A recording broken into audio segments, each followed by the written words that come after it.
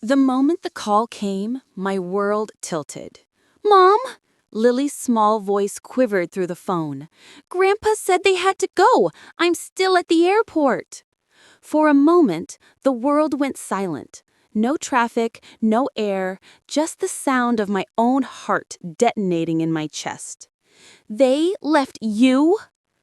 It was supposed to be a 3-day trip, a luxury getaway to Miami with my wealthy parents, Frank and Marjorie Whitmore, the kind of couple who measured affection in stock values and social appearances.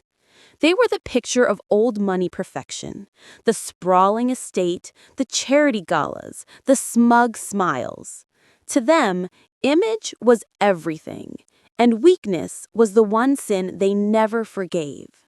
And in their eyes, I, Claire Whitmore, the daughter who had chosen love over legacy, was the greatest disappointment of all.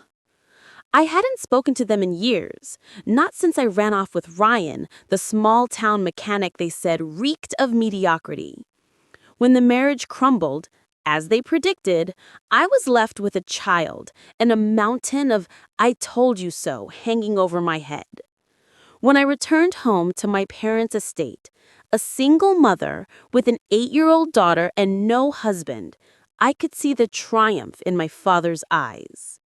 Frank Whitmore still ruled the world from his mahogany office, surrounded by portraits of ancestors who all looked down their noses at someone. My mother, Marjorie, was no kinder. She wielded politeness like a blade.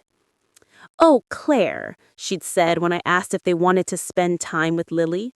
"Of course, dear. The poor child deserves a taste of refinement." That refinement turned out to be obedience at any cost. They took Lily to Miami for the weekend. It was supposed to be harmless, just sun, sea, and shopping. But my parents never saw Lily as a child. They were an inconvenience, a reminder of their daughter's rebellion, an imperfect heir. When Lily got homesick and cried, my father decided she needed discipline. He left her, alone, at the airport.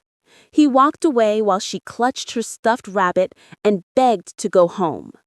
When I found her hours later, she was sitting by a vending machine, knees hugged to her chest, trying not to cry because, as she whispered, Grandpa said crying is for people who lose. Something broke in me that night. Not a crack, a clean, decisive snap. "Dad," I hissed over the phone, voice shaking, "how could you?" "I told you, Claire," he said evenly, as if we were discussing a business deal. "She threw a tantrum. She needed to learn that actions have consequences." "She's 8 years old." "She's your daughter," he snapped, "and I won't have another Whitmore grow up soft and foolish. You were a mistake I intend not to repeat." He hung up. I stared at the screen until my reflection blurred into the glass. That was the last time I spoke to my father for a year. They thought I'd crawl back, that I'd beg for forgiveness, but instead, I planned. Lily and I moved out of their orbit entirely. I rebuilt my life, small but peaceful. I worked 2 jobs, made real friends, and taught Lily that love wasn't something you had to earn. But when my father's 70th birthday came, I saw my opening. Revenge, I decided, wasn't about cruelty. It was about balance. So I sent the invitation myself. "Dad, Mom, I've been thinking about the past. Lily asks about you often. I think it's time we try again. Come to my lake house this weekend. Let's start over." The response was immediate. "I knew you'd come around," my father wrote. "Proud of you, sweetheart." Proud. The word tasted like rust. They arrived in style. Chauffeured, of course. My father stepped out first, tall, elegant, his silver hair gleaming under the porch light. My mother followed, wrapped in fur, despite the spring air, her perfume slicing through the night. "Claire, darling," she purred, air kissing my cheek. "How quaint. You've made quite the humble home." Lily stood behind me, clutching my hand. My mother didn't even look at her. My father did, and frowned. "Still timid," he muttered. "You really haven't done her any favors." That was when I knew the lesson had to be more than symbolic. Over dinner, they performed their usual duet, judgment wrapped in charm. My father lectured about dignity and legacy. My mother made small corrections to my table setting, murmuring, "It's all about presentation, dear." Then my father turned to Lily. "So, young lady, still afraid of airports?" The table fell silent. Lily's fork froze in midair. I saw her little lip tremble. I smiled too sweetly. "Actually, Dad, she's not afraid anymore. She learned something that day." He raised an eyebrow. "Oh, and what's that?" I leaned forward. "That monsters don't always hide under the bed. Sometimes they drive luxury cars."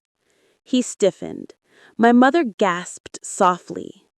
"Oh, Claire, must you always be so dramatic? You left my child alone in a public airport.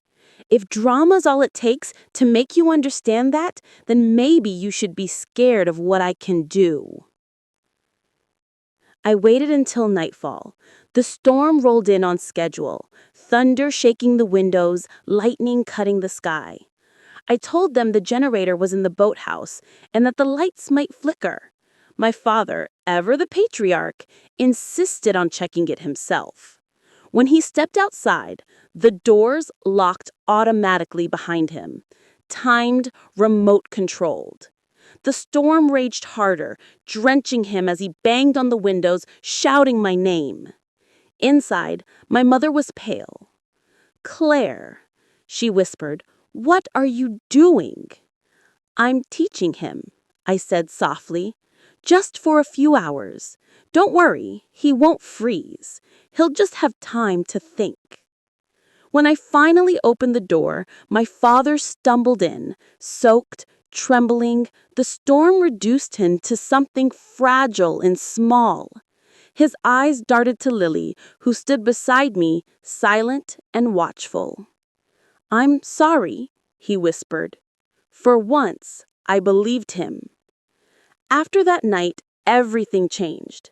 My father's arrogance deflated. My mother, too proud to admit her fear, started calling weakly, her voice trembling under layers of etiquette. They started showing up. At Lily's recitals, her birthdays, even the small school fair where she sold handmade bracelets. My father bought 10 of them and wore one awkwardly to his next board meeting. The old money patriarch wearing pink beads. The tabloids had a field day. I didn't gloat. I didn't need to. Because for the first time, he saw Lily, not as a lesson, not as a mistake, but as a person. Years later, when Lily was 16, she found the old invitation I had sent him.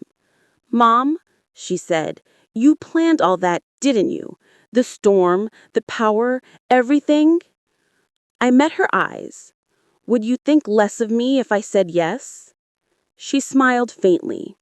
"No, I think you did what he never could. You protected your family." And maybe that's the difference between people like my father and people like me. He believed fear taught strength. I believe love teaches survival. One builds walls, the other builds people. When Frank Whitmore passed away 3 years later, his will shocked everyone. He left half his fortune to charity and the rest, not to me, but to Lily.